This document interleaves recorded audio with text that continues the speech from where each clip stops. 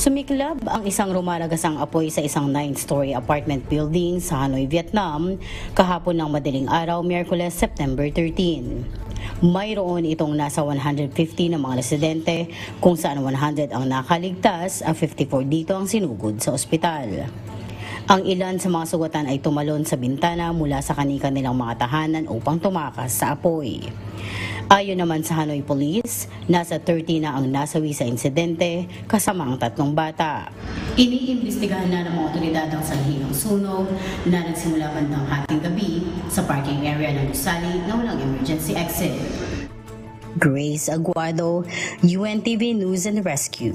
Diyos ang aming sandigan, serbisyo publiko ang aming pinahahalagahan.